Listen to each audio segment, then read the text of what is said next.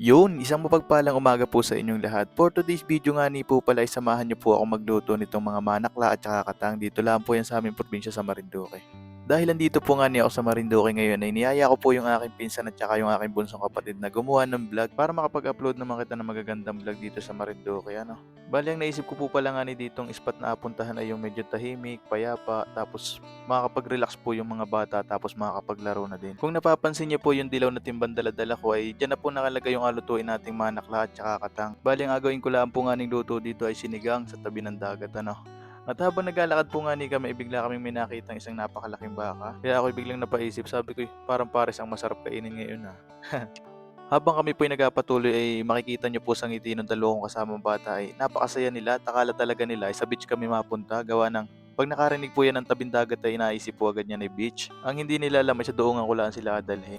At pagdating po nga ni namin dito sa napili naming spot ay mababalaan po ng hagdan gawa ng sa baba po nga ni kami magaluto. Yan, bali ito nga po pala yung napili naming spot na puntahan. Isang doongan na tahimik, may malinaw na tubig, tapos may mga nagagandahan na din po dito mga bangka. At dahil magaluto po nga ni ako, di naghanap na po ako ng spot na pwedeng pag-setapan ng ating agalutuan. Tapos nilapag ko lang po dito yung daladala kong timba para makapagsimula na din ako mag-ayos dito sa agalutuan natin. At yan, dito nga ni po pala sa part na ito, nililinisan ko lang po yung agalapatan natin ng tungko. Bali ito po palang nilalinis kong ito yung mga dahong tuyo na nalaglag po dito ay sa mga puno-puno sa gilid At pagtapos ko po nga ni maglinis dito ay kumuha na po ako ng mga bato na agawin nating tungko. Tapos nanguha na din po ako dito ng mga kahoy na gamitin natin panggatong sa ating alutuin Buti na lang at marami ditong tuyong kawayan na pwede natin gamitin panggatong kaya hindi na ako nahirapang manguha.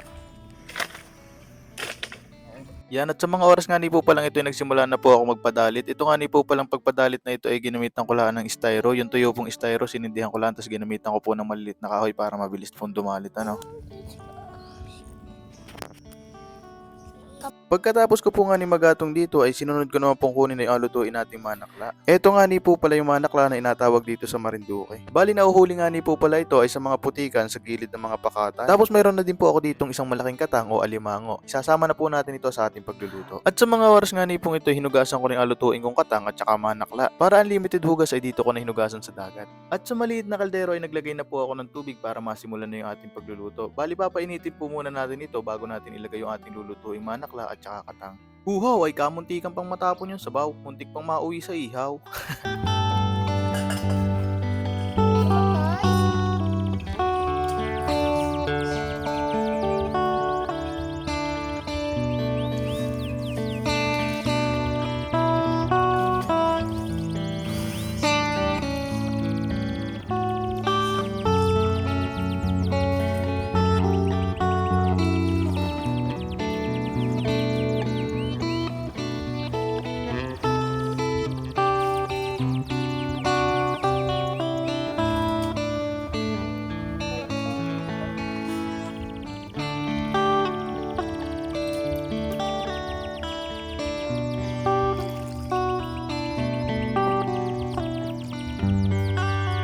At nung mainit na po nga ni dito yung tubig, inilagay ko na po yung katang.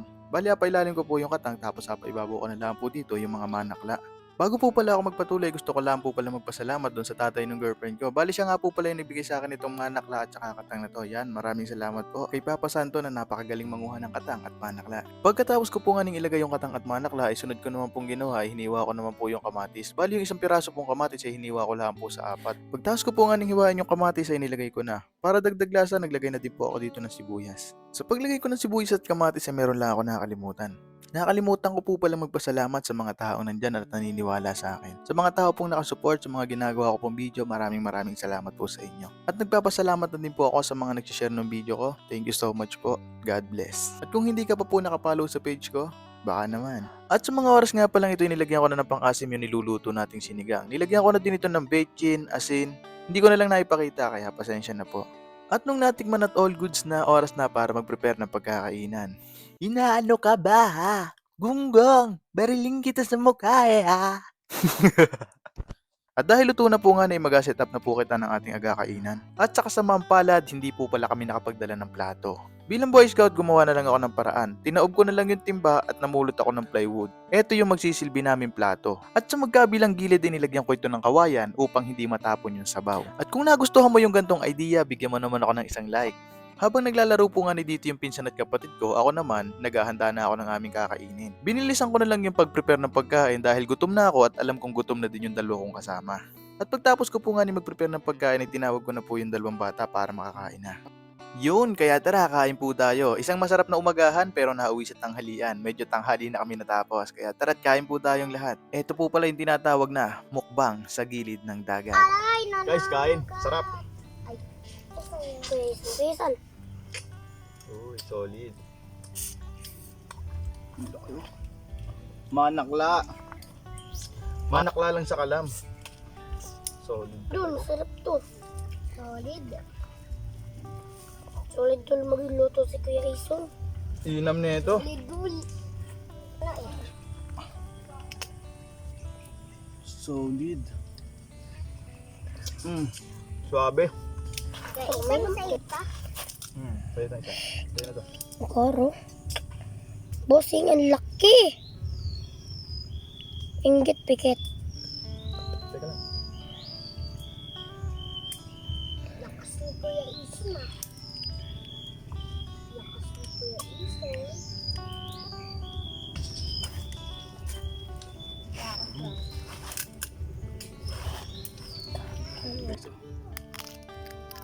Shit, sabi. Init. Katatapos lang gumawa ng content. Yung gamit namin, no. Nasa timba na lahat. Nakapag-prepare na, pauwi na kami. Salamat nga pala sa lahat ng followers ko at sa lahat ng mga sumusuporta sa aking pagbo-vlog. Sana makabot tayo sa tuktok. Okay, magalala, hindi ko kayo makakalimutan, pangako. Peace out. At kung umabot ka nga pala sa video na to, huwag mo kalimutang i-share. Kung hindi ka pa nakapollow, follow mo na din ako. Salamat, hanggang dito na lang. Hanggang sa muli, paalam. Bye-bye. God bless.